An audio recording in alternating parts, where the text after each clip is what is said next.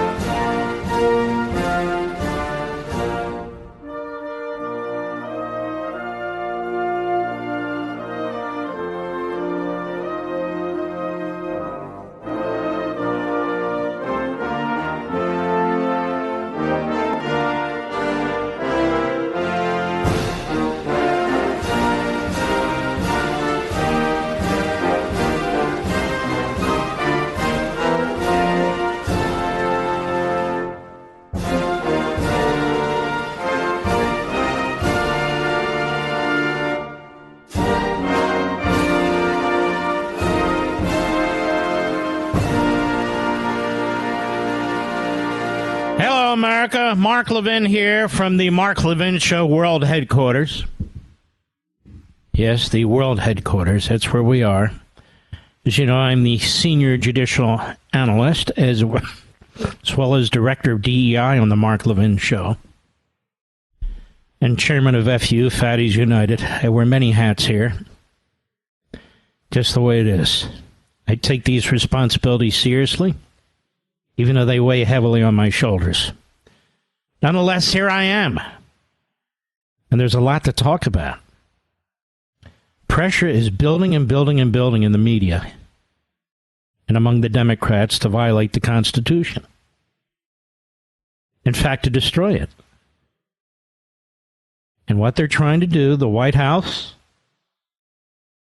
the Democrats in Congress, and the Democrats in the media, is force the Republicans to capitulate, to fund every penny of Biden's budget.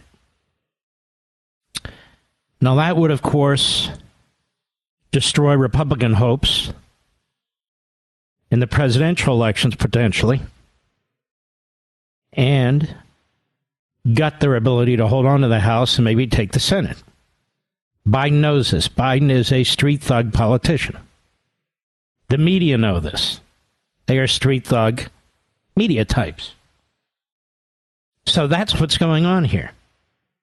And so the push is for Biden to go ahead and fund the debt on his own. And to say he had no choice, that the 14th Amendment allows it,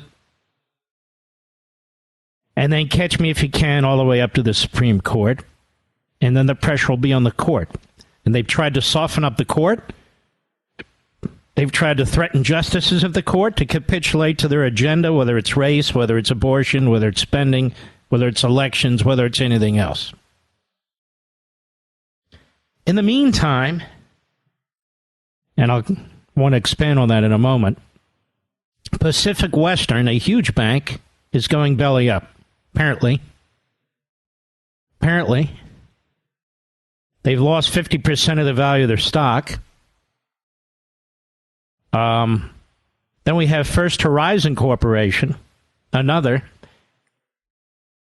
It's lost about 1/3 of the value of its stock. TD Bank was going to buy First Horizon. Now they've put it off. This is something to be very, very worried about. And this wasn't happening under Trump. It's happening now because, again, the spending is completely out of control. The Fed is trying to counteract the spending. So the fiscal spending is out of control. The Fed is raising interest rates to try and control the consequences of the fiscal spending. And I'll be perfectly honest with you. Many of these smaller banks can't handle this. When you took out mortgages at 2, 3, 3.5%, 4%, The people holding that bag are these banks. And when inflation's going through the roof and the Fed's raising interest rates to try and control inflation, and the Democrats want to spend even more and are threatening the Republicans with violating the Constitution, these smaller banks, these so-called regional banks, they can't handle this. Because now they're caught. They're subsidizing the lower interest rates on the mortgages, which everybody wisely took advantage of, I hope. Now the interest rates are going up, so what they pay for the money, that is these regional banks, is higher than the interest rate on mortgages. And there's no relief in sight given what Biden and the Democrats are doing with spending. That, in a nutshell, is exactly what's taking place here. By the way, we're going to get to the Proud Boys trial. We're going to have Julie Kelly on in hour 3. There's a lot here that you don't know, and you don't have to be big fans of the Proud Boys to believe in civil liberties and due process. And this is really a very, very shabby period in our history. The way these judges, and I don't care who appointed them, they're obviously of one mindset in Washington, D.C. are conducting themselves.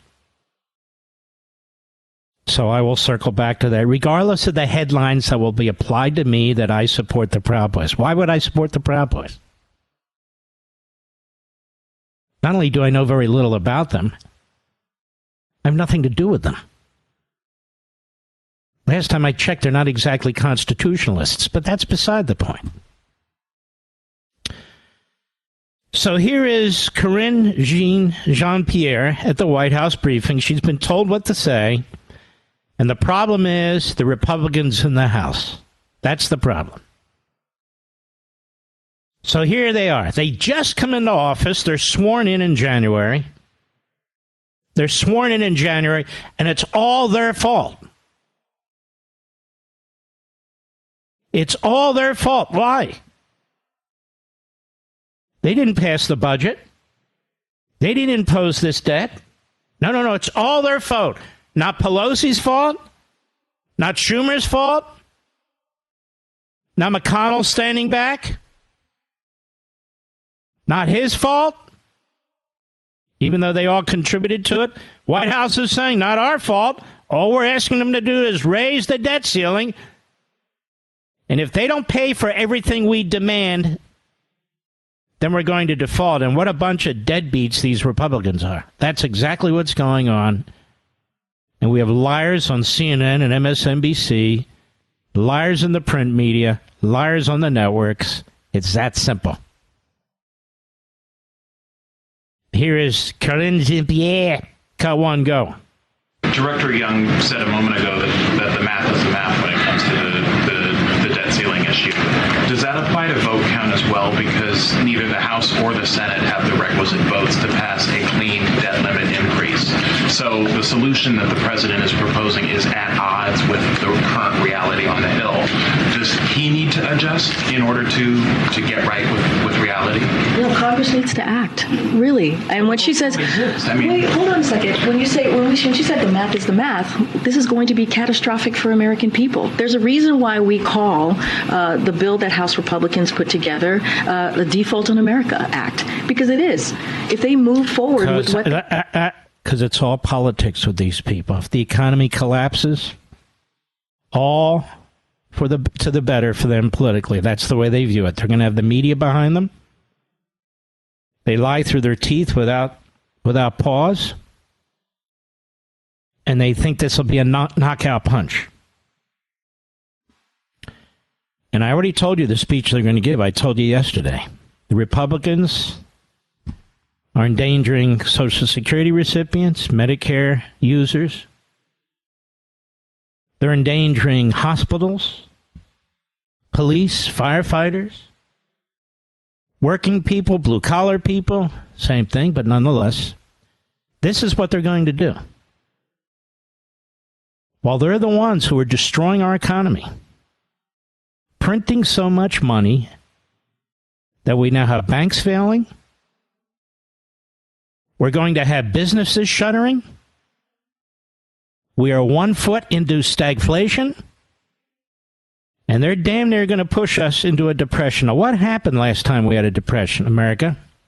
We went from a very bad recession to a depression. What happened last time when we had a depression? The Democrats took the Congress for a generation. They had with who the Democrats believe is their most popular president ever. We have a destruction in many respects of our constitutional and economic order. A massive increase in the power of the central government. Fundamental changes without amendments to the Constitution or anything of the kind. They saw what happened. Listen, they saw what happened in the COVID-19 virus pandemic. What blue state Democrat governors were able to achieve in terms of violating civil liberties, shuttering businesses, compelling people on how to behave, removing people from public places, shutting down churches and synagogues. You saw what they did. And if you have an economic catastrophe, you can imagine the kind of power they will exercise. The Republicans want nothing to do with this. The Democrats want it. They want it. Go ahead. We know all of House Republicans and MAGA Republicans voted on this bill. It is going to hurt American families. Here we go with the MAGA Republicans. The MAGA Republicans. Listen to how she lies. Is every Republican who voted on this bill a Trump supporter? No. They're not all Trump. It doesn't matter. They're all MAGA Republicans. Because MAGA, they're trying to turn into a curse word. And they have learned. They have learned from the most vile dictators in the last century about the big lie. And how the big lie takes hold when you just keep repeating it. Over and over and over and over again. MAGA Republicans, extremist MAGA Republicans. We support freedom and democracy, MAGA Republicans. These people have a totalitarian mindset. They do not care about their country. It is party first. Why? You say they have children and grandchildren. Why? Because they're the leaders of the Democrat Party. They're the surrogates of the Democrat Party. And so the party comes before the country. I've said it 1,000 times. The Communist Party in China comes before the country of China. The Communist Party in Cuba comes before the country of Cuba. The Communist Party in Venezuela comes before the country of Venezuela. The people can go to hell. And the ruling class wants to hold on to their power at all costs. To you, not to them. To you. There's nothing complicated about what's going on here. Biden refuses in any respect to cut spending. And so all these phony moderate Democrats in northern New Jersey, in the exurbs of Virginia, other areas in this country, all of these phony moderate Democrats have helped put us in this position. Go ahead. To also be very clear with Congress, with Republicans in Congress. You got to do your job. It is simple. So Republicans, your job in Congress is to do what Joe Biden tells you to do, is to spend every penny Joe Biden insists that you spend. We've got $200 million for a park in San Francisco under Pelosi, pork barrel. I guess that's for more homeless people and drug addicts. You've got $2 million that Schumer put aside for a hip-hop museum in New York City. You got to vote for that. You got to do the whole thing, whatever they demand. And one of the reasons McConnell is not hot to trot, he won't get involved, is he supported all this crap. He's got tons of pork barrel spending in here. But they don't care about you. What Biden is saying, here's your choice. Either we shut more banks by driving inflation even higher. Either we destroy more American lives by driving inflation even higher. Make economic activity utterly unpredictable by passing my spending requirements. Or I'll kill the economy. One shot right to the temple. That's why it is problematic to have a thug street politician like Biden. There's no marbles left. It was all about himself and his party in the Oval Office. I'll be right back. Mark Levin.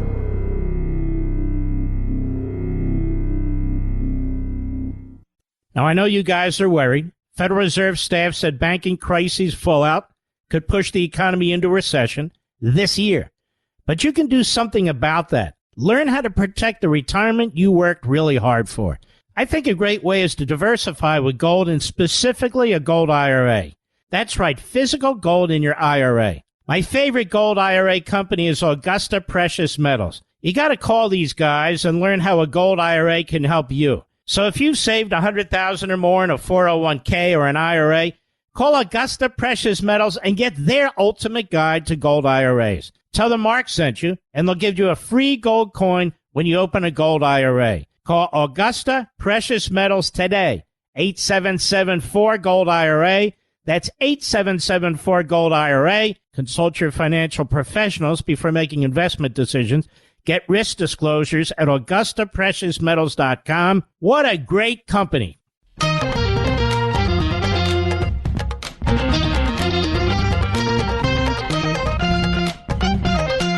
Shalonda Young is a leftist who worked on Capitol Hill a long time, and you may remember her famous testimony, infamous, where she refused to define a woman as well.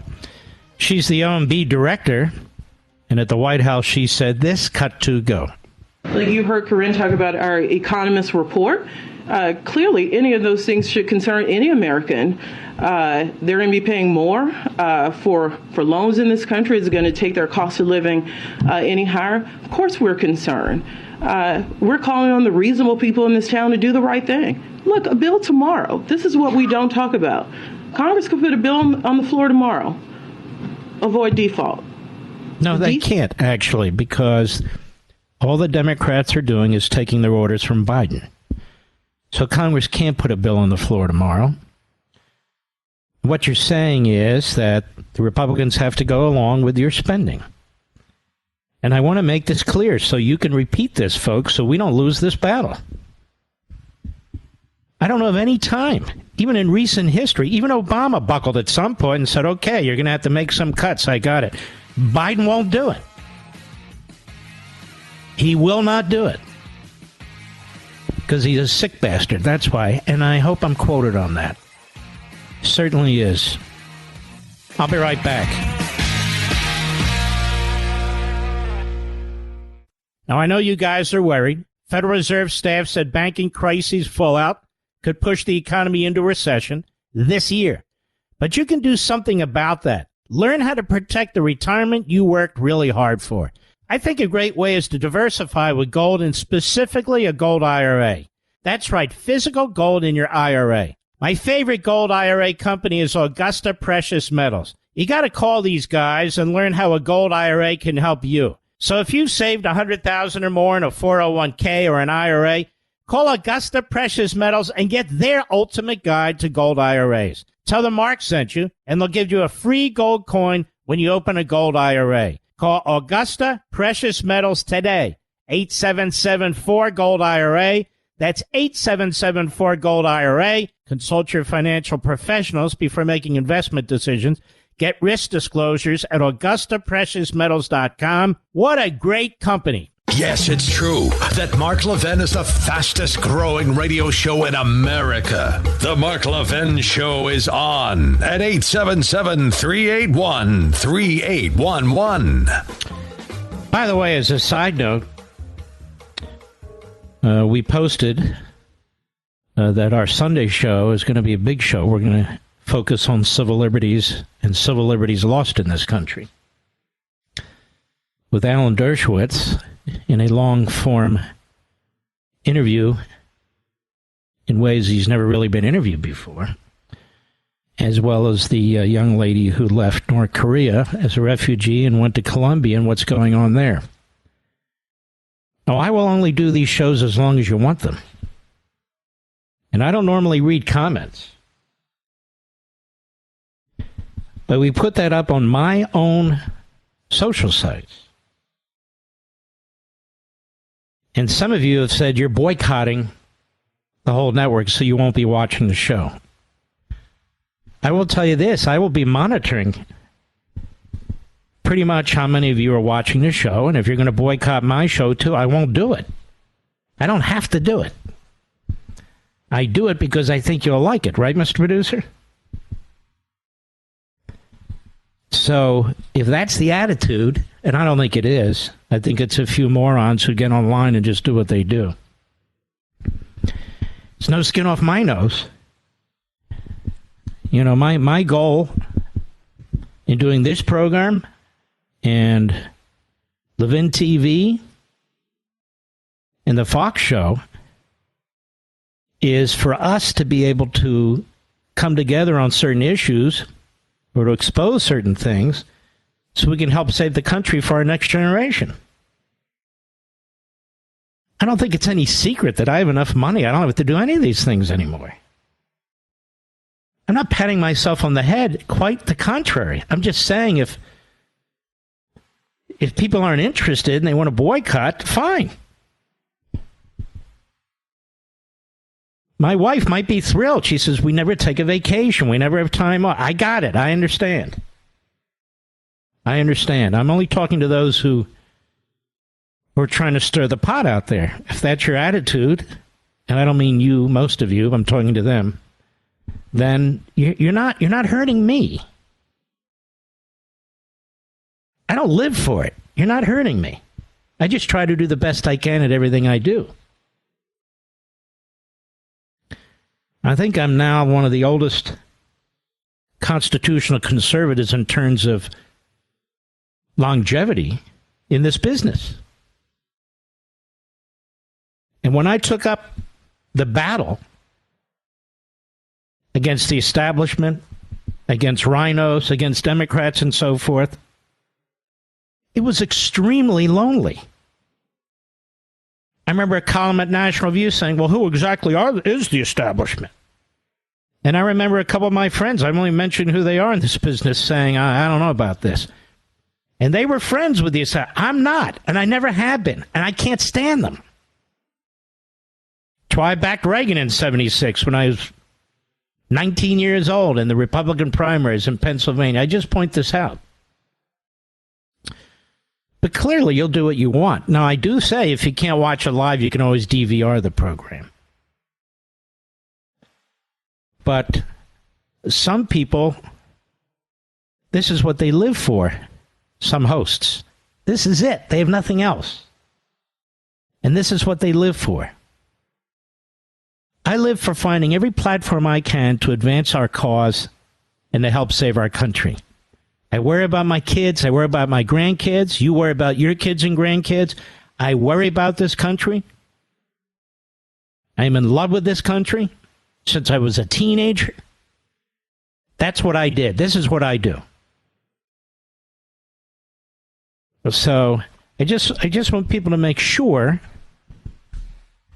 that they're thinking these things through properly. We've had extremely strong ratings the last 2 weeks. We've interviewed Donald Trump both weeks. And we will continue to do these, what I consider great shows, not because of me, but because of the format and the guests. As long as you want to watch them. And if you decide you don't want to watch them, I'll stop doing them. It's that simple. But I want to go on here a little bit further. There's a lot more to cover. John Tester is this clown out of Montana.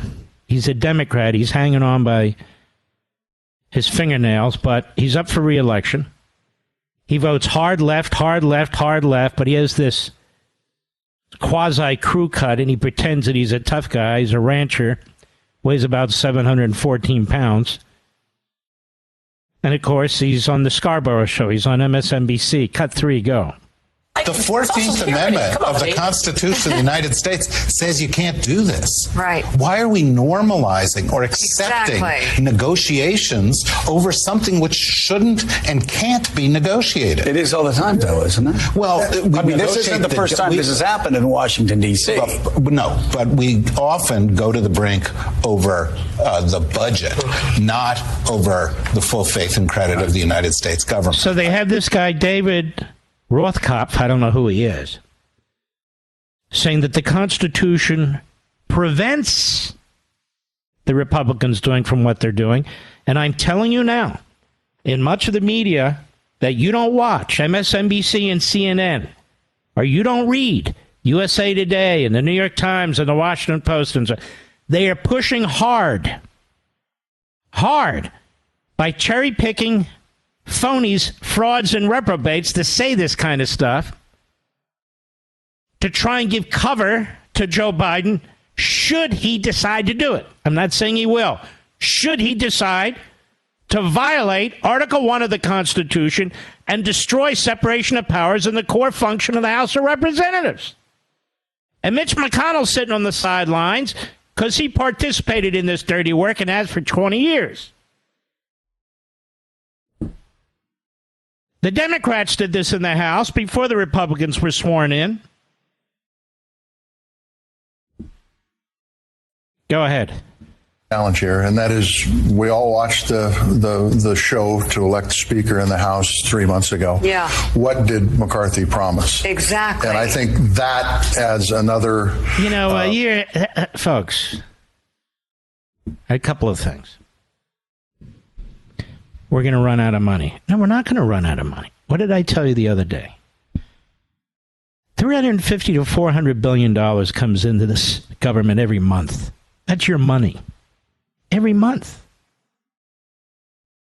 So they have that money. It's just not enough to cover the Biden spending plan. And so the Republicans are saying, we will raise the debt ceiling so we can borrow more money. But we've got to start to slow the trajectory. So we will create more debt, but not as much as Biden wants.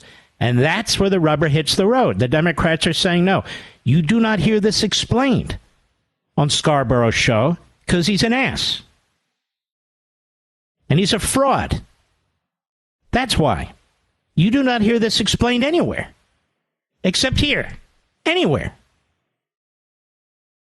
Mark Zandi's chief economist of Moody's Analytics. And he was at a hearing today. Cut 4, go. By my calculation, the X date, the day in which the Treasury will run out of cash to pay all the government's bills on time. Now, isn't that interesting? Hear what he said, Mr. Producer? They'll run out of cash to pay all the government's bills at one time. They don't run out of cash for Social Security, Medicare, veterans benefits, but they don't have enough cash for much of the other stuff. If they want to prioritize the military, they will have enough money for the military, which is about $65 to $70 billion a month. But what they're saying again is, we'll run out of money, we will default, we won't have this, we won't have that. And they're the ones doing this. So as I said early in the program, Joe Biden is giving America a choice. Either these Republicans vote to further swell the debt, massively increase inflation, more bank failures, more mortgage failures, an utter disaster, or he's going to put one shot in the temple of the economy and drive us over the edge immediately.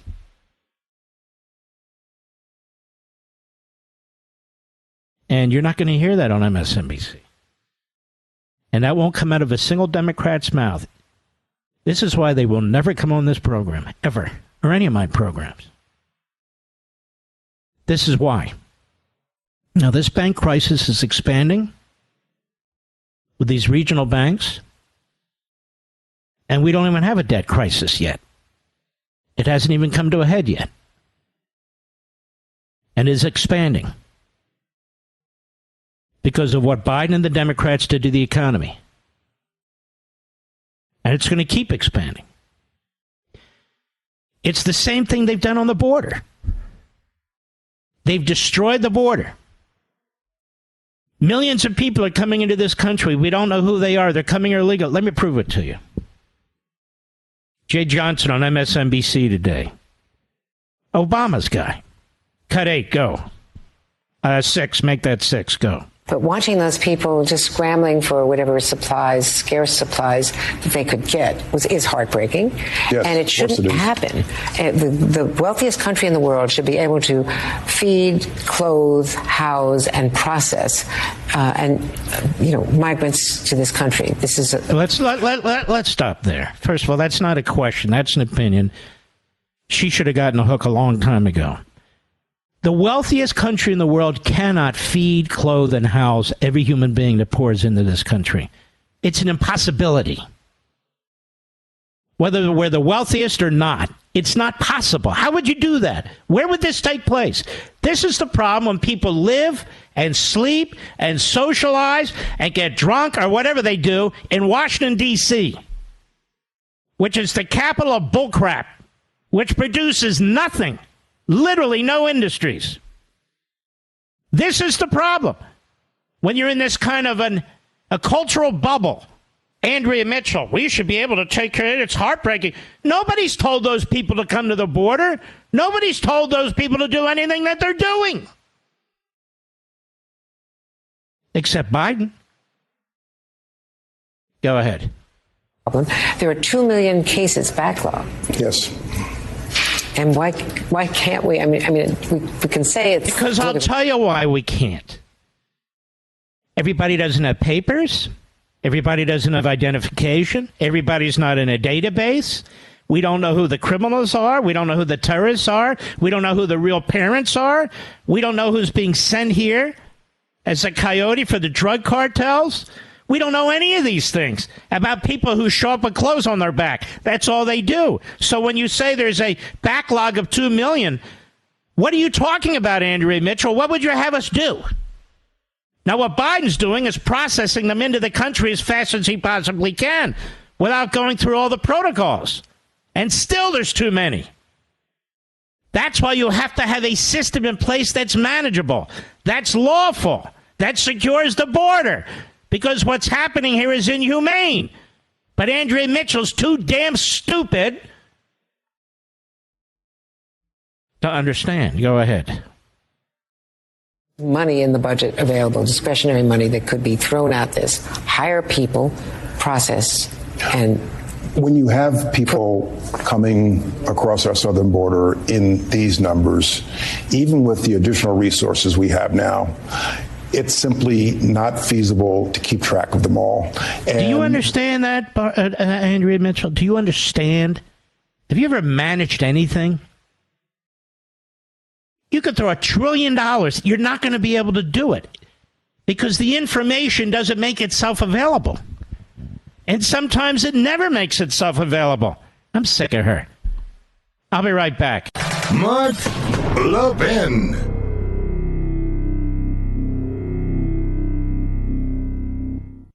Now, I know you guys are worried. Federal Reserve staff said banking crises fallout could push the economy into recession this year.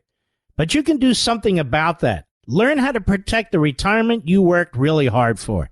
I think a great way is to diversify with gold and specifically a gold IRA. That's right, physical gold in your IRA. My favorite gold IRA company is Augusta Precious Metals. You got to call these guys and learn how a gold IRA can help you. So if you've saved $100,000 or more in a 401k or an IRA, call Augusta Precious Metals and get their ultimate guide to gold IRAs. Tell them Mark sent you, and they'll give you a free gold coin when you open a gold IRA. Call Augusta Precious Metals today, 877-4-GOLD-IRA. That's 877-4GOLD-IRA. Consult your financial professionals before making investment decisions. Get risk disclosures at AugustaPreciousMetals.com. What a great company.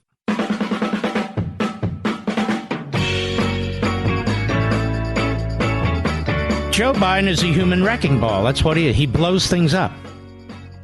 He blew up the border, which was more secure than ever before under the President Trump. He blew up the economy. He blew up the currency. This is what he does. He blew up our leaving of Afghanistan into a surrender.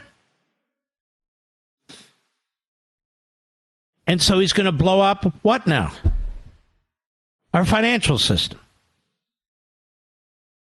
Look what he's done on the border. Guy pretends it's secure. So this is the man who's dealing with the economy. This is the problem. This is the problem.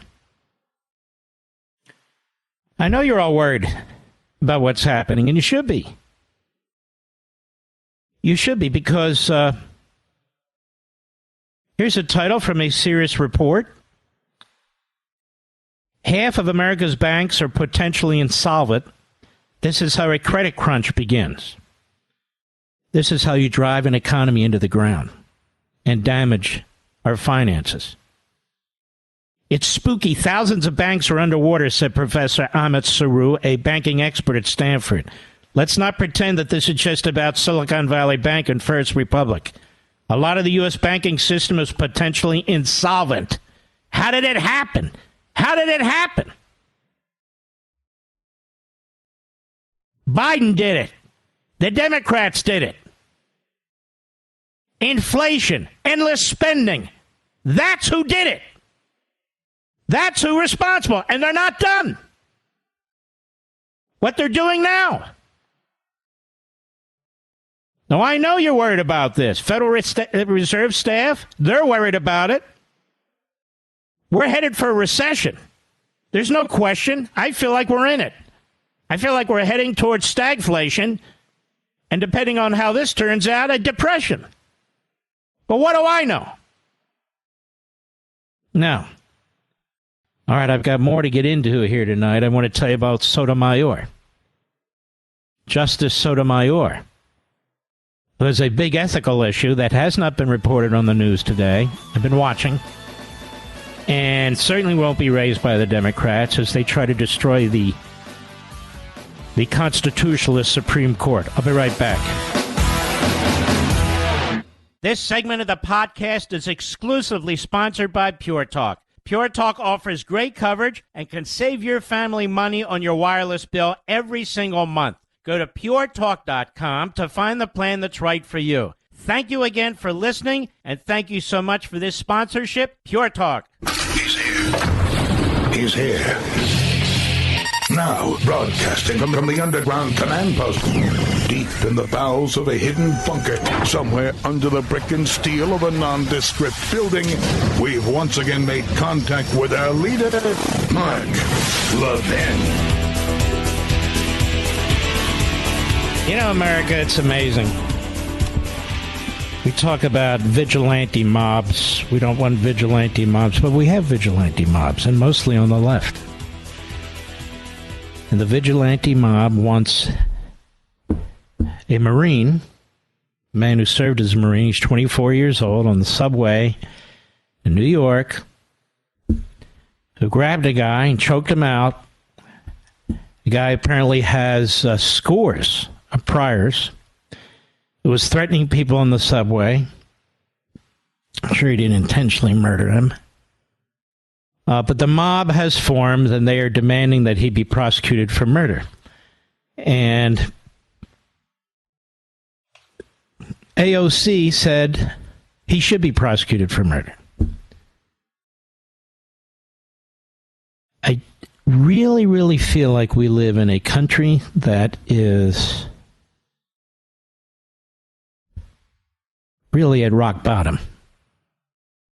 Really at rock bottom. People feel like they can commit crimes, and when people step in to try and prevent them, They're the ones who are charged. The mob comes out on the streets. The Marine is white. The guy that was threatening everybody was black. And that's just good enough. That's it. That's it. And the mob is demanding the Marine's head. And AOC wants the Marine's head too.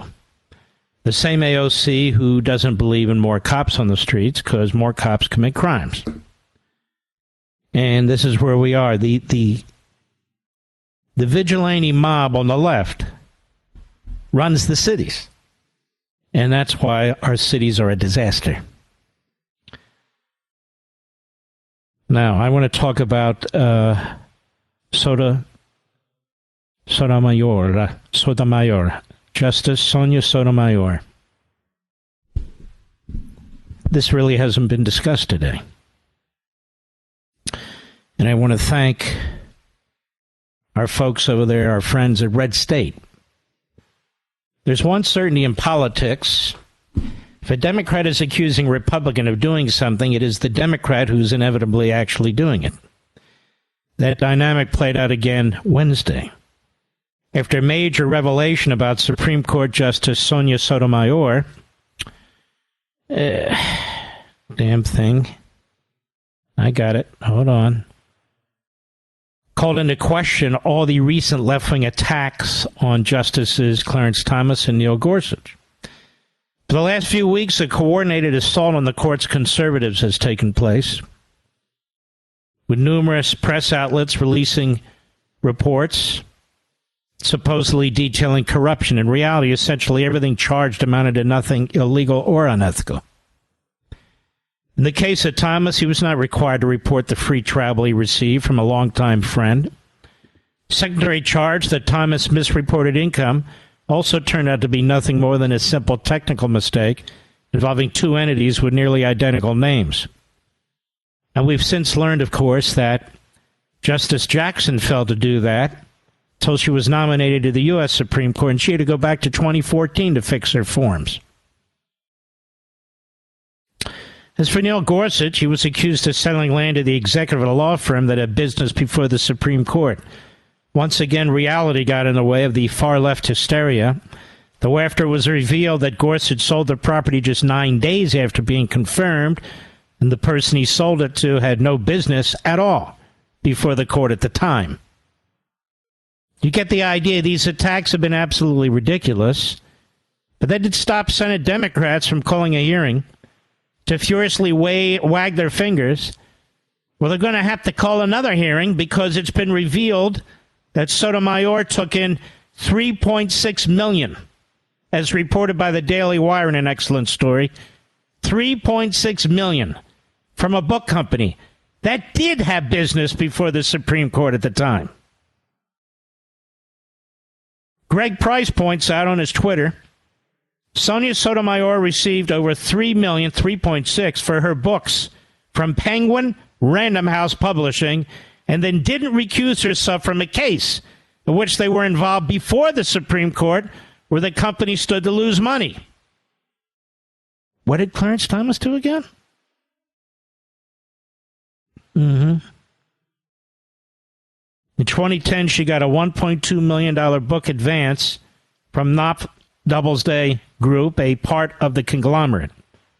2012, she reported receiving 2 advance payments from the publisher totaling $1.9 million. It's a lot of money for advances on books, and I guarantee you she hadn't sold anything close to what I've sold.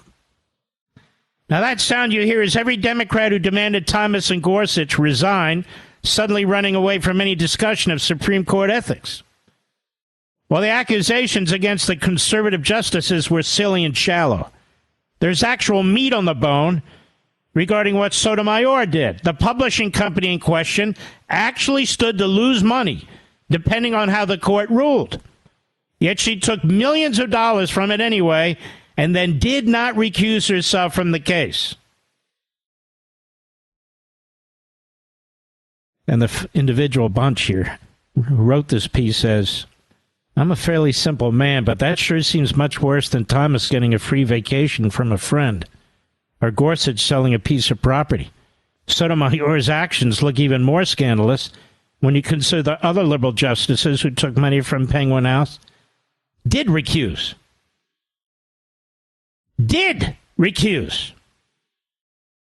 And while AOC, will she be filing articles of impeachment against this self-proclaimed wise Latina, as she said she'll do against Thomas? No, of course not. She just called out a retired Marine who was trying to protect the people on the subway. And unfortunately for that retired Marine, the jurisdiction that's looking at this is Manhattan DA Alvin Bragg. I feel bad for that man. I feel bad for the Marine. It's a terrible, terrible thing. And Sotomayor, is she going to be questioned? Little Dick Durbin? Then we have Big Dick Blumenthal. We've got, what's that idiot's name? The other one, Connecticut. Christopher Murphy. The nasty things they said?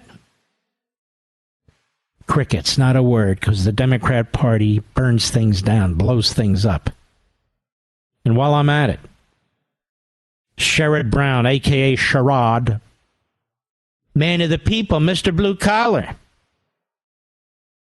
Senator Sherrod Brown. I know it's Sherrod, I don't care. NBC News received an extra property tax credit and racked up penalties for late payments. This guy wants everything taxed, especially you. Sherrod Brown for years claimed an owner occupancy tax credit at 2 properties. Public records show potential violation of the state's rules governing such incentives. Yeah, I would think so. Brown and his wife, journalist Connie Schultz, also were late paying the tax bill on their Cleveland house at least 7 times since buying it in 2013, missing a payment deadline as recently as February.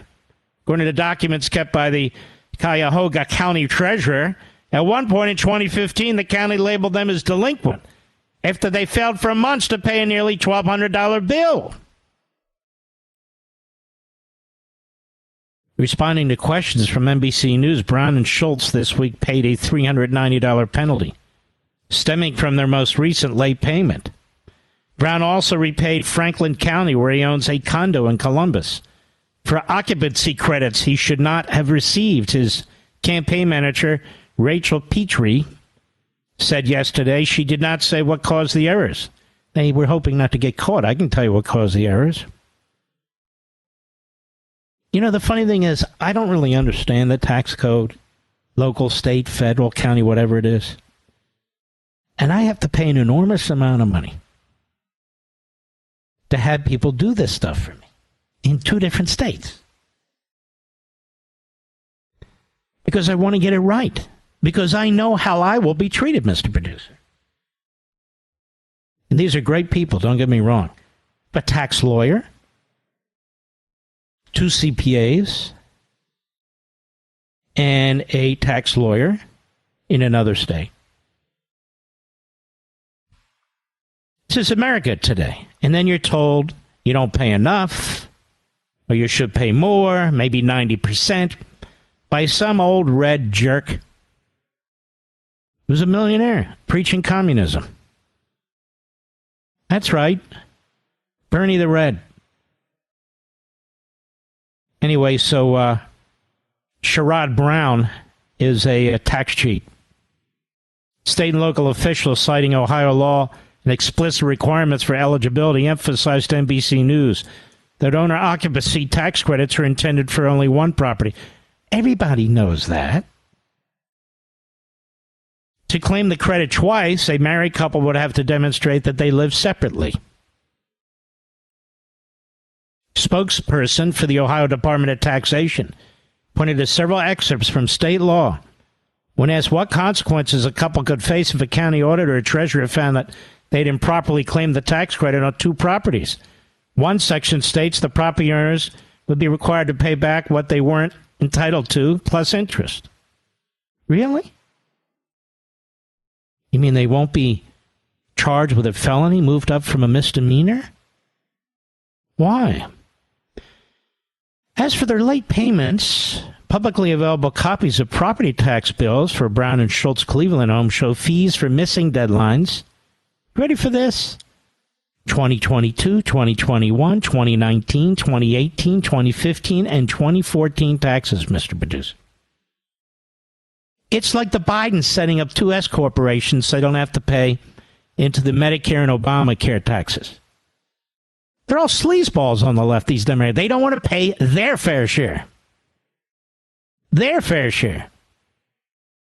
U.S. senators are paid $174,000 a year. Yeah, well, they get all kinds of perks, and now they get another $34,000, right? Brown, a former Ohio Secretary of State and state lawmaker who joined the Senate in 2007, also noted $26,000 in 2021 income from Ohio State Retirement Fund, so now he's up to $200,000. That document also listed $133,000 to $395,000 in joint assets against $200,000 to $500,000 in 2 mortgages identified as liabilities. The full scope of Schultz's income was not provided. That's his phony journalist wife. But in 2021, she earned more than $5,000 in speaking and freelance writing fees, in addition to book royalties and salaries from Kent State University. She had a book and got royalties from Kent State University. I'm sure that was pristine.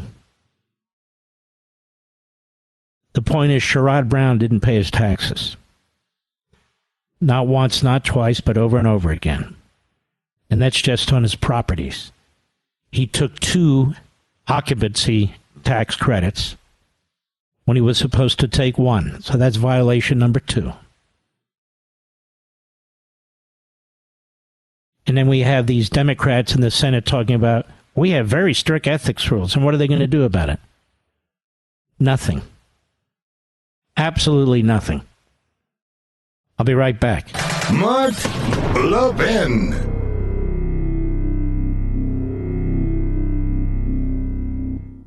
Don't fall for the free phone deals from Verizon, AT&T, or T-Mobile, folks. Just another trick to lock you into a long-term contract that's going to cost you a fortune every single month. Instead, get a brand new iPhone 12 from Pure Talk for just $12 a month at 0% interest, no contract. Cancel or leave anytime. Get a new iPhone, ultra-fast 5G service, and cut your cell phone bill in half. That's why I'm a Pure Talk customer. That's why you should be too. You can switch right now at puretalk.com in as little as 10 minutes. Choose from a variety of unlimited talk and text plans starting at $30 a month with plenty of high-speed data, all backed by a 100% money-back guarantee. Go to puretalk.com, enter promo code Levin Podcast, Levin Podcast, and you'll save 50% off your first month. An iPhone 12 for $12 a month and save on your monthly bill. puretalk.com, promo code Levin Podcast. Restrictions apply. You can see the site for details. You know, ladies and gentlemen, I took a flight very early this morning from Virginia to Florida. And in the distance, I saw a guy with short little bastard, skinny legs, and a head that was out of proportion in terms of size, kind of balloonish. I took a second look, and it was Andy McCabe. As he was shuffling around, not sure what line you should get into. So he got in the line where you don't have the, what do they call that line? I don't even, Premier, TSA, whatever it is. You know, when you go through the background check, and he had to go in the regular line, the former FBI guy, because I think he's on a no-travel list or something. I don't know. Very weird. Maybe he couldn't get through it. I don't know. But that was Andy. Can we call him Andy? And then as I was getting on the plane, I saw Guy Benson of Fox. And I've never met Guy Benson before. Nice as can be. Nice as can be. Good guy. I like Guy Benson. And bigger than I thought. Everyone says that to me. Bigger than I thought. But he was bigger than I thought. But anyway, that was Guy Benson. So let's see. Andy McCabe. So the day started out poorly. And then Guy Benson. Then it improved. So there you have it. Anyway, I was telling you about the banks. Interest rates now I should tell you about too. They just went up again. Interest rates just went up again, another quarter point. The Fed has raised interest rates 10 times now. Fed hikes interest rates for 10th time in a row and signals potential pause. I'm just telling you, all the wrong signs. All of them. The quarter percentage point increase in the Fed's benchmark interest rate. 5% to 5.25% now, up from nearly zero a little over a year ago. That's the highest level in 25 years. In 25 years. Biden just set a match to this economy. He didn't care. He was told not to do it. He did it anyway. The Democrats went along with him. He spends like a drunken Marxist. Federal Reserve raised the key interest rate again. Also signaled it's ready to pause. They're afraid about pushing this economy into a place from which it can't recover. They said, the Fed said its actions would be dictated by the cumulative tightening of monetary policy, the lags with which monetary policy affects economic activity and inflation, and economic and financial developments. English, if these dumb bastards in the White House and the Democrats in Congress keep spending and borrowing, keep creating more and more inflation, we will have no choice but to increase interest rates. That's what they're saying. And Biden is telling the Republicans, you must increase deficit spending. You must massively increase our debt by over another $1 trillion in 1 year. 1.2 trillion to be specific. You must support that, or I'm going to kill the economy. So I'll kill it slowly, or I'll kill it quickly. You choose your poison. I'll be right back. Don't fall for the free phone deals from Verizon, AT&T, or T-Mobile, folks. Just another trick to lock you into a long-term contract that's going to cost you a fortune every single month. Instead, get a brand new iPhone 12 from Pure Talk for just $12 a month at 0% interest, no contract. Cancel or leave anytime. Get a new iPhone, ultra-fast 5G service, and cut your cell phone bill in half. That's why I'm a Pure Talk customer. That's why you should be, too. You can switch right now at puretalk.com in as little as 10 minutes. Choose from a variety of unlimited talk and text plans starting at $30 a month with plenty of high-speed data, all backed by a 100% money-back guarantee. Go to puretalk.com, enter promo code Levin Podcast, Levin Podcast, and you'll save 50% off your first month. An iPhone 12 for $12 a month and save on your monthly bill. PureTalk.com, promo code Levin Podcast. Restrictions apply. You can see the site for details. Mark Levin, the voice liberals fear most. And you can call Mark at 877-381-3811.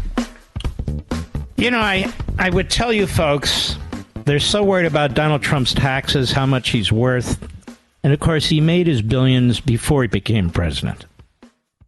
And lost money while he was president.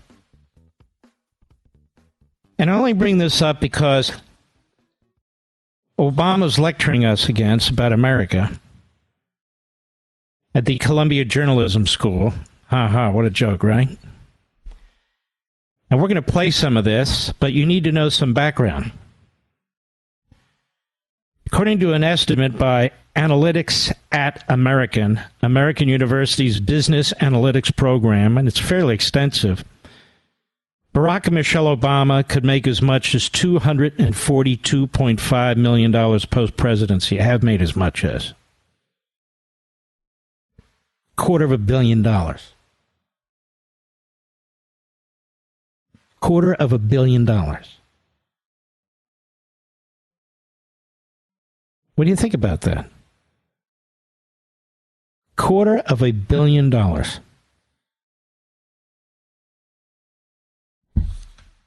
Well, let's get this started, Mr. Producer. Just make sure I don't miss my sponsor. Here's Obama in a video message to Columbia Journalism School yesterday. Cut 13, go. Our democracy has always faced its share of challenges, but increasingly it feels like we're at an inflection point with rising inequality, deepening polarization, and widespread disinformation. At the same time, we're also trying to adapt to advancements in technology like AI that could profoundly change our world. If we want to preserve our democratic ideals, we need to face these trends head on, and we need all of you to help us do it. Journalists have always been on the front lines of the struggle for democracy, and some of you have the scars to prove it.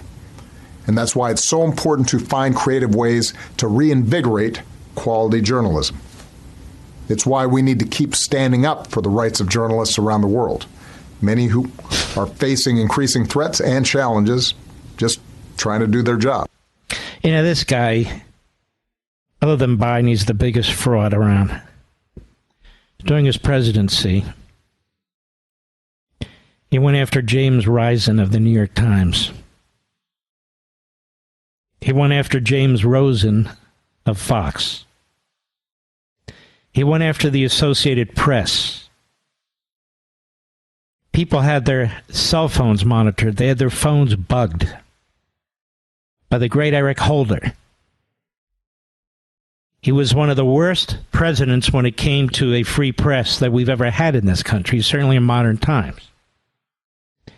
And there he is, invited to give a message to the Columbia Journalism School, because they're all a bunch of left-wing kook you-know-whats. Talks about inequality rising. He and his wife are worth $250 million. They've certainly made that much. From what? From nothing. From nothing. Cut 14, go. As a private citizen, although one that can still get a fair amount of attention, I plan to keep shining a light on the biggest challenges that democracy faces. That includes revitalizing our political institutions, coming up with more inclusive and sustainable models of capitalism, and creating a stronger democratic culture.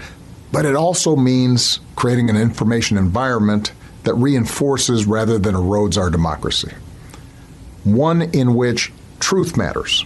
One in which we are able to distinguish between fact and opinion. One in which we're able to tell a common story and not just a bunch of separate stories that reinforce our biases and our prejudices. What in the world does that mean? I'll tell you what it means. Our common story. He does not believe in free speech. He does not believe in freedom of the press. He's demonstrated that through most of his career. He demonstrated it, as I just said, when he went after the press in ways that even Richard Nixon didn't. Franklin Roosevelt did. Woodrow Wilson did. This is a Democrat thing. But he wants conformity. And what does he mean, sustainable models of capitalism? As I said, he and his wife have acquired $250 million. And he's talking about rising inequality. He lives one way and he talks another, like Bernie Sanders. Multimillionaire lives one way and talks another. You'd think they're Mahatma Gandhi or something. They're not. They don't take a vow of poverty, these Marxists. They live high off the hog, as all Marxists do, if they're in the ruling class. Barack Obama was a lousy president. A lousy president. He could have been a great president in terms of bringing the country together and so forth, but he's a lousy president. And many of the destructive things that Biden's doing are from staffers that worked for Obama and now work for Biden. And I'm quite serious about that. But here he talks about inclusivity. What does that mean? Capitalism is the most inclusive economic system on the face of the earth. You want to go out there and do something and make a buck? Go ahead. Nobody's stopping you. Nobody even cares what race you are. Just do it. And there are many people who've made a fortune doing just that. Coming to this country with absolutely nothing. Or born in this country with absolutely nothing. We all know that's true of capitalism. It is not true of Marxism and socialism. You're in a class, you're in a caste, and that's it. There's no way out. Talks about deepening polarization. That's his middle name, deepening polarization. He tore this country apart with his propaganda. As Biden has with his propaganda. That's why they were attracted to each other. That's why he picked him as his vice president. Not because he was smart. Not because he represented a big state. He represented Delaware, a tiny state. But they share the same contempt for the average person out there. Now he talks about the media. Talks like a Marxist. What's he talking about here? Creating an information environment that reinforces rather than, sours our democracy? One in which truth matters. One in which we're able to distinguish between fact and opinion. The Democrat Party exists on a pile of lies, on a foundation of lies, at every level, one lie after another. But they're going to tell us what the truth is, and they're serious about controlling the mechanism of speech that exists out there. They're very serious about it. And they're in the midst of doing it. They're in the midst of doing it. So I wanted you to hear from Biden, who's worth $250 million. Obama. Biden, who has his two S corporations, he and Dr. Jill, in order to avoid paying Obamacare taxes and Medicare taxes. What do you think of that? And isn't it funny how Joe Scarborough never talks about this? Isn't it funny? The entire lineup of repulsive boobs over there at MSNBC never says a damn thing about any of it. And so for the sycophants that watch that network, all 7 of them,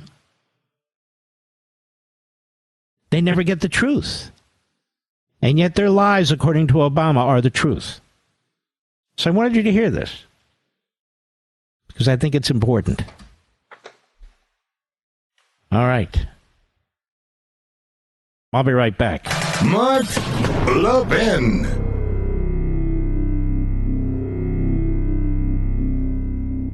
Don't fall for the free phone deals from Verizon, AT&T, or T-Mobile, folks. Just another trick to lock you into a long-term contract that's going to cost you a fortune every single month. Instead, get a brand new iPhone 12 from Pure Talk for just $12 a month at 0% interest, no contract. Cancel or leave anytime. Get a new iPhone, ultra-fast 5G service, and cut your cell phone bill in half. That's why I'm a Pure Talk customer. That's why you should be, too. You can switch right now at puretalk.com in as little as 10 minutes. Choose from a variety of unlimited talk and text plans starting at $30 a month with plenty of high-speed data, all backed by a 100% money-back guarantee. Go to puretalk.com, enter promo code Levin Podcast, Levin Podcast, and you'll save 50% off your first month. An iPhone 12 for $12 a month and save on your monthly bill. puretalk.com, promo code Levin Podcast. Restrictions apply. You can see the site for details.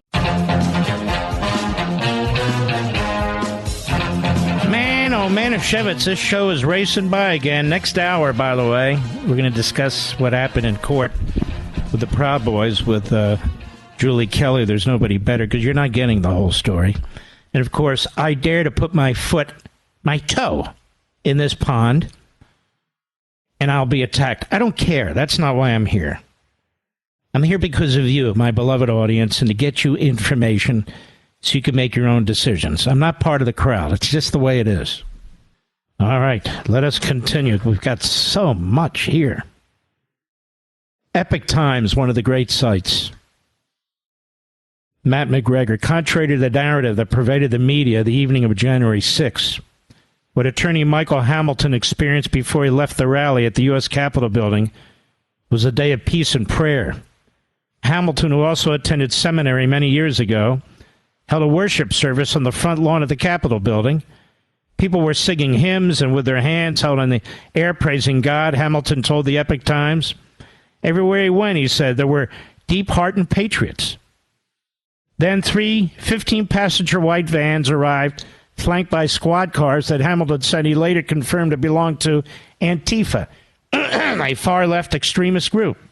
And when Hamilton began to observe was a different, aggressive energy flooding into the crowd shortly thereafter.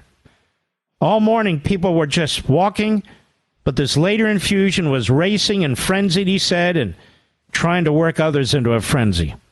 He said these new protesters were dressed like Trump supporters, but they were not Trump supporters. They could disguise their appearance, but not their spirits. They were angry. It was time to leave. What happened later that day has fueled conflicting narratives and pitted American citizens against the federal government, and what has been deemed a partisan weaponization of the Department of Justice. The prevailing media narrative paints the supporters of former President Trump who were at the Capitol as domestic terrorists, while those who were actually present, like Hamilton, said that what the media and the left have declared took place isn't the real story. For Brad Geyer, an attorney who represents several January 6 defendants who've been accused of conspiring against the government, the real story is much more alarming. It's basically like this, he said, all hands on deck. Everybody grab a fire bucket and just start dousing the flames, Geyer said. The Bill of Rights is on fire. The list of constitutional amendments protecting the rights of citizens has lost its meaning to the federal government, federal agencies like DOJ, Geyer said, prompting both Geyer and Hamilton to step into the breach. Geyer, who worked in several divisions of the Department of Justice for 21 years, said the law enforcement tactics used against foreign combatants are now being used against American citizens. Now, what's interesting about what this guy's saying, with 21 years of experience in the Department of Justice, is similar to what Jim Christie says, who represents Donald Trump in the documents case. He spent over 30 years at the Department of Justice at one level or another, in one way or another. Over 30 years. And he said what he's seeing now with the treatment of Trump, with how this prosecutor's office is conducting itself, he said it right here, is something he's never seen before. There's something he's never seen before, and so then you have these whistleblowers coming forward. At a DOJ or the Department, or the FBI rather, about Biden, because they can't stand watching this anymore. You have a senior criminal supervisory IRS agent who's now a whistleblower talking about how they've been trying to cover up for Hunter Biden. People are coming forward, whistleblowers. And it's interesting, there's only certain whistleblowers the media care about. Whistleblowers that listened in on Trump's phone call with the president of Ukraine One word, which they tried to turn into whatever that was, to impeach the president. It's unbelievable. But now we have multiple whistleblowers, and of course, now we're not to believe them. CNN did a great cover-up job today. Caitlin Collins, I think her name is. When you bring in Adam Schiff, it's a cover-up job to begin with. Where's Comer's evidence? He doesn't have any. He's got a whistleblower. He's not going to reveal their name. He has subpoenaed a document. Did you not notice that, Caitlin Collins? How have you always been an idiot? I'll be right back.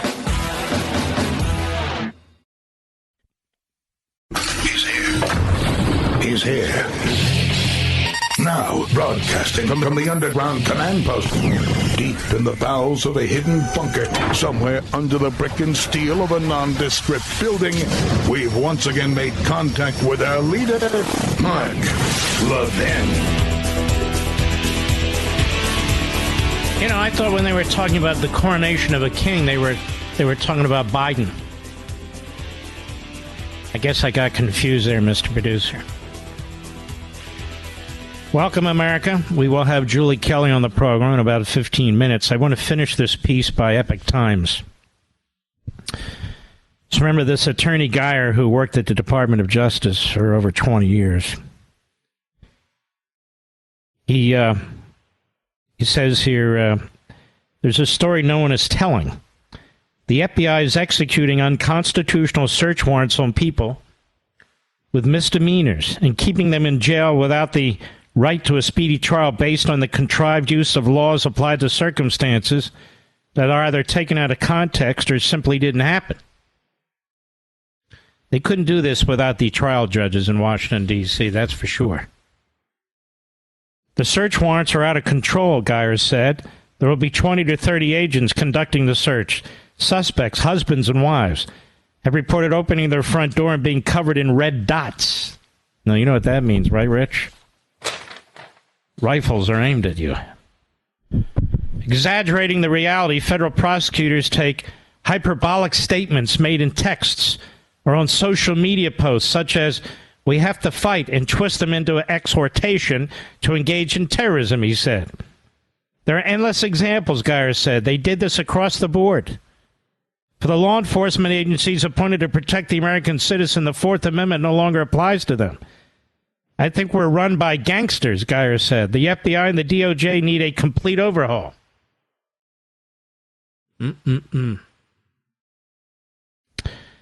Both Hamilton and Geyer have represented defendants in cases not only in the J6 community, but also on an equally and possibly not unconnected violation of human rights. The COVID policies that force vaccine mandates and fatal medical treatments that ignored early treatment protocols. With the arrival of the mask mandates in 2020, Hamilton said he felt called to withdraw from private practice and meet on the front line, what he saw as the beginning of a Marxist siege. Both Geyer and Hamilton, both lawyers, have helped start grassroots medical freedom organizations, the former Feds Group and Declare Truth, respectively, that support those who've had to face termination from their jobs due to COVID vaccine mandates. Those who have suffered from hospital COVID treatment protocols, such as the use of remdesivir, and those who have been targeted for gender reassignment surgeries. Those separate focal points, Hamilton said they're all weaved together in a cohesive malignant scheme. The masking, gaslighting, the isolating, telling people it's not okay to say what you want to say, think what you want to think, or post what you want to post. These are all the essences of American freedoms, and they're being attacked. Hamilton said, from where I stand, there's a spiritual war going on between good and evil, and people today are having to choose which side to stand on. Those who are doing the dirty work of the enemy are getting free passes right now. Those who are standing up for truth and the Constitution are getting butchered and sacrificed at the altar of this weaponization. As key public officials and their family members go unprosecuted for allegedly treasonous acts, Geyer pointed out that January 6 defendants with only misdemeanor charges continue to sit in jail. The DOJ has taken license with the Constitution to the extent that sorting through its duplicity has become a jumbled mess, Geyer said. It's terrifying to be an American right now, Geyer said, adding that the country may already be lost. Both Geyer and Hamilton agreed the building blocks for the foundation of the Marxist plot began to be laid decades ago, with one of its goals being to target children through the educational system. Who wrote all about this, Mr. Producer? Seriously, folks, this is what I do. Day in and day out, night in and night out. And I'll just be honest with you, my family is very, very concerned. Not that I'm obsessed or anything, but that I don't take any rest time. I don't take any breaks. John Dewey, who created anyway, he goes on. And so there you have it. America has changed. And so the Proud Boys, maybe they are what the media say. I don't know anything about them. But maybe they're not. Point is, I don't trust the media. And I don't trust the feds. And so just because they say something doesn't mean it's true or doesn't mean I'm going to believe them. And I've heard some things about the closing arguments with respect to this group of people. And I want Julie Kelly to tell us about it. And that this judge, I think his name is Kelly too, was appointed by Trump. I've explained this before. Many times before. Let's just take the three basic levels of federal judges. There's more, but take the three basic. Federal district judges, that's the lower level of trial judges generally. Okay? The next level is the appellate level, circuit judges. And then, of course, the highest level is the Supreme Court. The Supreme Court was created by the framers in the Constitution. The appellate courts were created by the Judiciary Act, the earliest one, by Congress, and the district courts were created by Congress. And they have the authority to do that.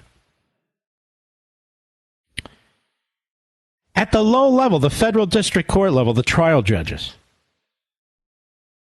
often a judge is appointed by a president who knows nothing about that person or doesn't even support that person, but they cut a deal. They cut a deal when the Democrats control, say, the Judiciary Committee, and you have a Republican president like Trump. What'll happen, and Reagan had to do it, all these presidents have had to do it, say, okay, look, I want 2 district court judges. I will give Schumer, I'll give you Democrats 1. And that's typically how they break the logjam. Not at the circuit court level. We never negotiated for appellate court judges, and certainly not Supreme Court judges. But at the district court level, you have about 1,000 judges.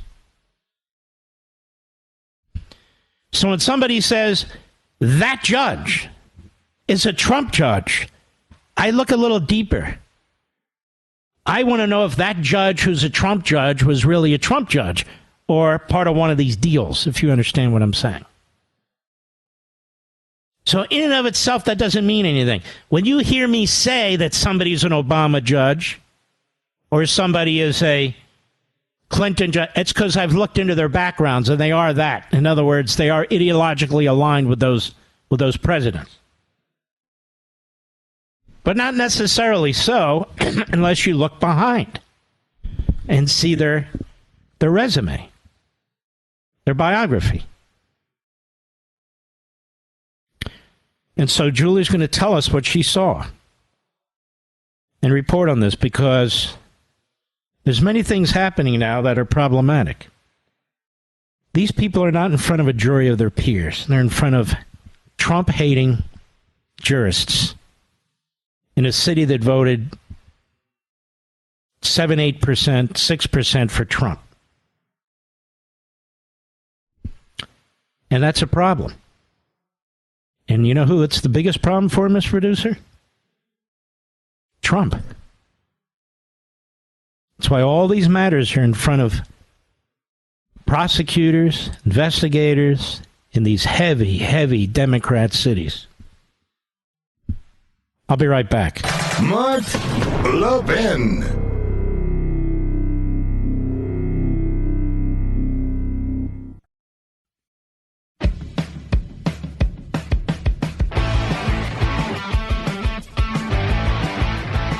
Julie Kelly is a remarkable person. Has a legal background, fantastic journalist. She has been dogged in following January 6th and what's been going on. Julie Kelly, welcome. The Proud Boys I've been watching on TV and elsewhere. They talk about convictions here. 4 out of 5 of them. What were they convicted of, and what exactly occurred at this trial? Well, Mark, again, thank you so much for your kind words covering my work and getting this important information out to your listeners. This is really a travesty of justice. 4 out of 5 of the Proud Boys were convicted of seditious conspiracy, which is a charge tantamount to treason.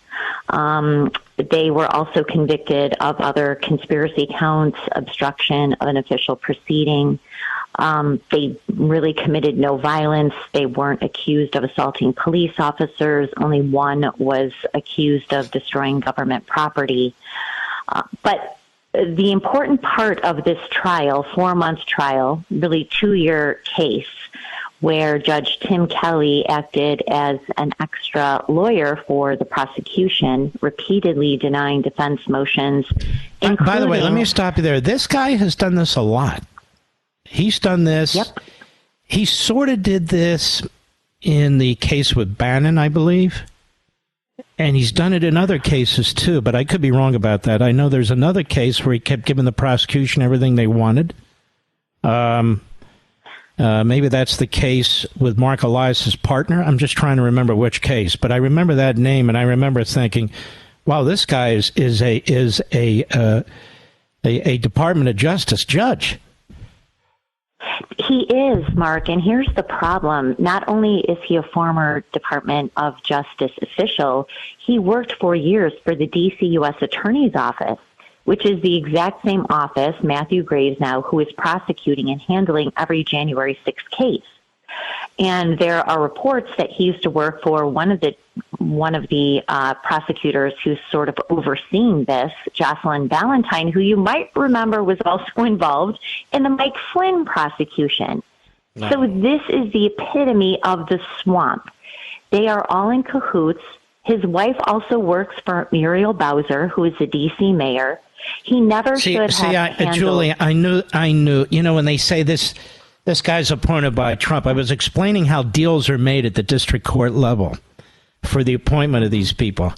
That sometimes a Republican president says, all right, you guys get 1, but I get 2. Now let's get them through the Senate. I saw this through the Reagan administration. Democrats have done it too. This is not really a Trump guy. This is just a hack prosecutorial bureaucrat, part of the Washington, D.C. situation. And they keep throwing Trump's name around. Go ahead. That's exactly right. But he has been a D.C. fixture, especially Department of Justice, for decades. He also worked for Charles Grassley on the Judiciary Committee. So he's very tuned into the establishment Republicans, I would say, and he really showed his true colors in this trial. I've written extensively my works at amgreatness.com. This is why, though, Mark, I will say the upside is that these verdicts are ripe for appeal for many reasons. I thought his most egregious move, and you will understand this as an attorney, is that he told the defense attorneys they had to pre-vet questions related to numerous FBI informants in this case with the government. So they had to tell prosecutors what they were going to ask witnesses, i.e. FBI agents, about running multiple FBI informants into this group months before and on January 6th. I'm not an attorney. I'm sure you would find that. because he was part of covering up what the government. No. But what is the legal? But he's not going to say he is. What conceivable legal basis would there be to protect them? I don't know. Yes, to protect them. He also, when one of the members of the defense team uncovered messages between FBI agents talking about doctoring reports, deleting evidence, and surveilling attorney-client communications for one of the defendants, he stepped in, stopped the cross-examination of this FBI agent, let the DOJ come back with their excuses as to why these messages had been concealed and accidentally uncovered by a member of the defense team, and bought into the Justice Department's excuses, which I'm sure you will be surprised to hear they claimed were classified information, classified communications. This is the sort of travesty that was happening in this trial before a D.C. jury, very biased D.C. jury, by the way, coming back with convictions on the extremely rare charge of seditious conspiracy for four. That is amazing. I want people to understand that law was used to prosecute people during the Civil War era. That's right. Not today. And let me ask you this. Did I read properly somewhere, maybe it was your piece, that he also allowed in closing arguments the government to play a video of Donald Trump making statements? It was, so the comment by Donald Trump in the September 2020 presidential debate, when he was goaded by Joe Biden and Chris Wallace to condemn white supremacist militia groups, Joe Biden mentioned the Proud Boys, so Donald Trump said, okay, Proud Boys, stand back and stand by. That clip was played multiple times during the trial, and it was the first clip that Assistant U.S. Attorney Connor Mulrow played during closing arguments last Monday. I was in the courtroom to hear it. Not a clip of the Proud Boys committing violence or trying to overthrow the government that day. That was the first clip that they played, which is why these convictions pose such a grave legal threat to Donald Trump. This is the roadmap to charge Donald Trump with the same offenses, including seditious conspiracy, obstruction, conspiracy, regular conspiracy, and other counts, which is. But let me just get this straight here. Counsel's headed. Your point. This is very important for the public to understand. Mm-hmm. A comment during a national debate is played during a criminal prosecution in which people can lose their liberty. And the purpose of that is to try and show some kind of causation, some relationship between that statement and what the Proud Boys did or didn't do. That is so outrageous. It is unbelievable to me. When I read that, I said, are you kidding me? How the hell do you get away with that? Now, the problem with the circuit court is they loaded that damn circuit court up with a bunch of Democrats, too, didn't they? They did, and we can get into this another time. While this trial was going on, there was what one judge on the circuit court called a splintered ruling about the most common felony used against January 6ers, which is obstruction of an official proceeding, this 1512C2, which is a post-Enron evidence witness tampering law.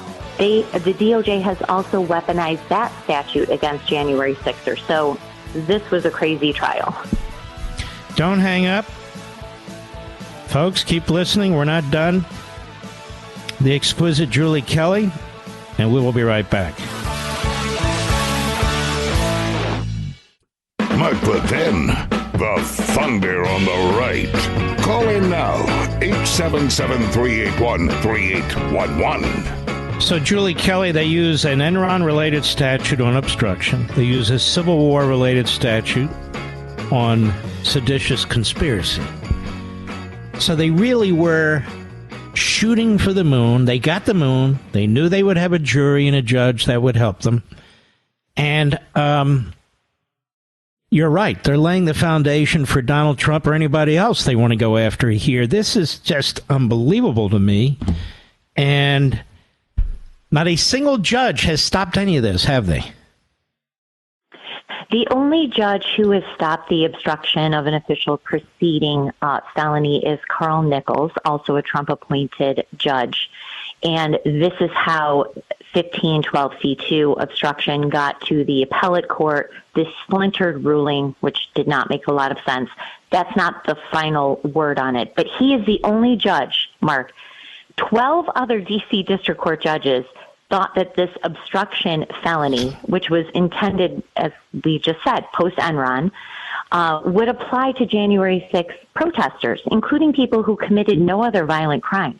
The way that DOJ is using this, they are adding this to more than 300 cases to add felony counts to otherwise mostly misdemeanor cases to turn Trump supporters into felons. This is the charge that Jacob Chansley, after 300 some odd days in solitary confinement, finally pleaded guilty to and got sentenced to 41 months in prison by Royce Lamberth, a Reagan-appointed judge. This is how they're weaponizing I know Royce it. Lamberth. Now they're doing. I'm very disappointed. Very.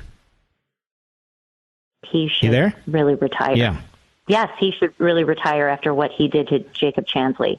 Not only, and he kept him in pretrial detention, Mark. Jacob Chansley wasn't accused of another violent crime. Royce Lamberth kept him in jail strictly on that count.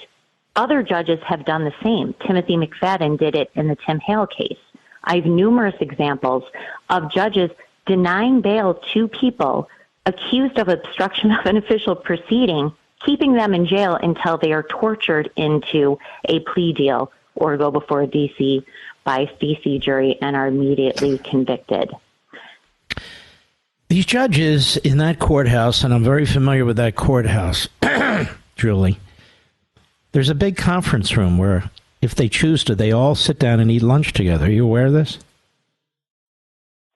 I can only imagine. And, I mean, they don't have to, but they typically do. There's a cafeteria in there. They can bring their own lunch if they want. And they discuss their cases, which they're free to do. But what happens is, like any other cloistered group, if they want to get along and so forth, they can basically conduct themselves in a similar way. And so that's what's happening here. And most of them are former federal prosecutors out of the Department of Justice, aren't they? Yes, almost all of them. Almost all of them. There are a few who came from the public defender's office, but almost all of them, Mark, have some ties to the Department of Justice, including the D.C. U.S. Attorney's Office, now run by Matthew Graves, a Biden campaign advisor, a Biden appointee, who's handling all of these cases. And so, you know, they're working with former colleagues or one-time colleagues or an office that I'm sure they have a lot of loyalty to. And so that's why you have someone like Tim Kelly, who has denied, I can't even tell you how many defense motions, but during the trial, almost uniformly, overrode or did not allow defense objections, overruled defense objections while sustaining government objections. This was such a rigged trial. But again, because I think that Judge Kelly and these prosecutors certainly understand the stakes, and that is this is only creating the roadmap for special counsel Jack Smith to bring the same charges against Donald Trump. Donald Trump was a key figure in this trial, not just the clip that was shown repeatedly about the debate, but the conspiracy, Mark, that the government said the Proud Boys started on December 19th of 2020. That is when Donald Trump first tweeted about January 6th, said, "Come to D.C., will be wild." This is how prosecutors created this case.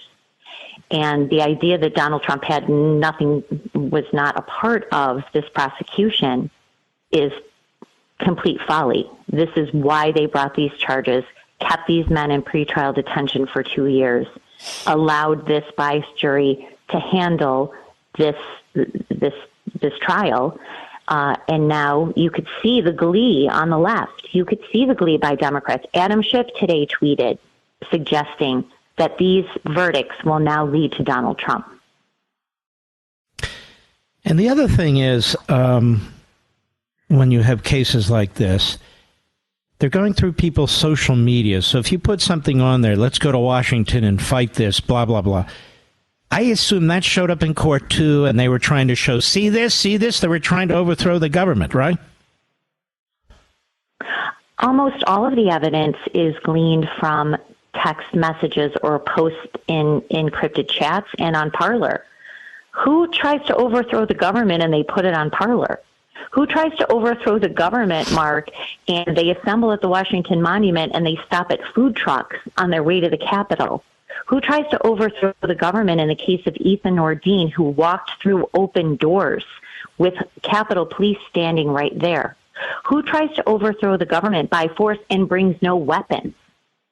This is the case against the Proud Boys. None of it matters. 2 years I've been following these, not trials, but the hearings and then the trials that started last March. I understand exactly what these prosecutors are capable of, and more importantly, what these judges are allowing to happen in these courtrooms, which is why I feel absolutely certain that when they bring indictments, Jack Smith brings indictments against Donald Trump, they will move forward. A judge will deny change of venue motions, just like every single judge has done in every single case here. None of these trials should be happening in Washington, D.C. They will deny any change of venue for Donald Trump, and they will allow these indictments to move forward. And even more shockingly, Mark, if he is charged with seditious conspiracy or even obstruction, there is now precedence to keep a defendant charged with those crimes under pretrial detention orders, meaning denying bail. And I would put nothing past these judges and these prosecutors to do the same to Donald Trump. And here we are in the middle of an election. An ex-president seeking to be president again. And the special counsel is appointed by the Attorney General. This is how you know the fix is in. Not to investigate his boss, which is why you have a special counsel in appearance of a conflict, but to investigate his opponent. And that tells you that the fix is in, that they picked this guy, Jack Smith, that it's all happening in Washington, D.C. It tells you the fix is in. And these are horrendous times, absolutely horrendous times. The law really is being turned inside out. And Julie Kelly, I want to thank you for everything. Obviously, you'll stay on this. But even when they appeal, that doesn't mean they're going to be out of prison. They could be sitting in prison during the course of the appeal, correct? Well, they absolutely will. And sentencing won't be until the end of the year. And as you know, Mark, they can't even appeal until they're sentenced. And these crimes carry 20-year maximum prison sentences for each of these conspiracy charges. So they're all in prison now? They have been in prison, 4 of them, since winter of 2021, denied release by Tim Kelly, even though 3 of them are veterans. Joe Biggs is a Purple Heart veteran. They have no criminal record, and they were not charged with violent crimes. Tim Kelly has kept them in jail, indefinite incarceration, for almost 2 years before their trial began in January of this year. This is how inhumane this man is. And this is why he was invested in guilty verdicts. He wanted to justify what he did to these men. So that's why he acted on behalf of the government, because he's kept them cruelly, inhumanely, unconstitutionally in jail for 2 years before this trial started. That's why he wanted to justify what he did. It's amazing in a sickening way. And you could see how they pulled certain stunts and did certain things to Paul Manafort and Roger Stone in that D.C. district too. You know, my own view is the Republicans need to break up that judicial district. They need cases that involve individuals in an administration to take place, outside of the District of Columbia just because it's way too partisan. And there's no way a Republican can get a fair break, or anybody associated with Trump, or anybody who shows up in a clip that they try to associate with Trump and these individuals who are on trial. And it's really just sickening to me. All right, Julie Kelly, I want to thank you. I know there's not many outlets that where you can speak these days, but you're welcome here. You take care of yourself. Mark, thank you so much for covering this from the beginning with me. I really appreciate it. Thank you so much. Well, thank you so much. Or we wouldn't know fully what the hell's going on here, and it's not pretty. It doesn't matter what you think of the Proud Boys as a group. I don't know anything about them. It's like QAnon. I don't know anything about them. I don't even want to know anything about them. That's not the point.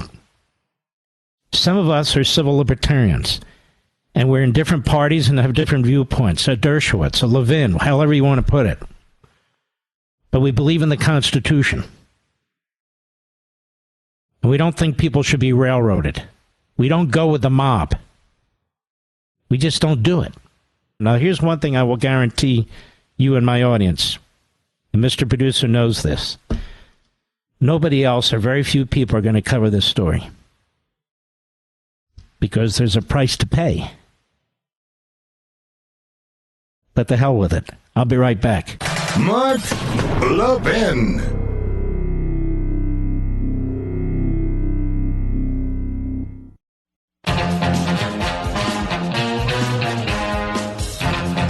All right, let's go. Let's go to Cindy, Mountain View, California, the great KSFO. Cindy's gone. All right, let's go to Casey. Sorry, Cindy. Pineville, Louisiana, the great KSYL. How are you? I'm wonderful, Mark. How are you? Let me look. I'm doing great, thank you. Mark, I called you to tell you that you are my 5 p.m. Central Time date, Monday through Friday, and to say prayers for President Trump. Mm-hmm. All right. Thank you, Louisiana. We appreciate that. Let's keep rolling here. Let us go to Barton, West Bloomfield, Michigan, XM Satellite. Barton, how are you, sir? I'm fine. I've talked to you before about electric vehicles in the past. Yes, yes. I don't know if you remember that conversation that we talked about. But anyway, I do. And what do you think about electric battlefield tanks? Well, that's what I wanted to talk to you about. I want to talk to you real briefly about this.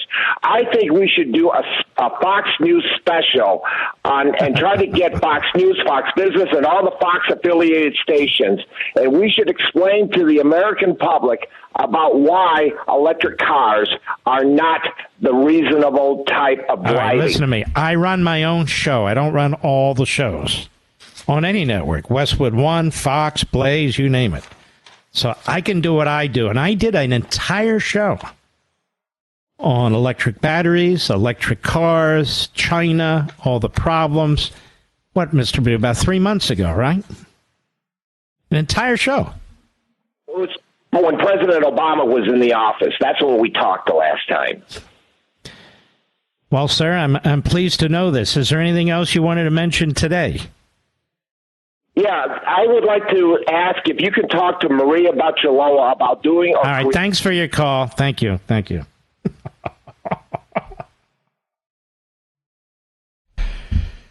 Let's see, when's the last time... And I love Maria Bartiromo, not Rotoroma. When's the last time I spoke to her? When she was on radio. We don't just call each other, hey, you know what? We ought to do this, and we ought to do that. We're not a union. We're all independent, pretty much. And since I'm not in New York and I'm not in the Washington studio, I'm really, truly independent. In other words, I don't even get to see most of the people. I saw Guy Benson on the airplane today. That's about as far as it goes. Anyway, thank you, folks, for your calls. Appreciate it. We salute our armed forces, police officers, firefighters, emergency personnel, our truckers, the freedom fighters in Taiwan and Ukraine, and you, the great patriots of America.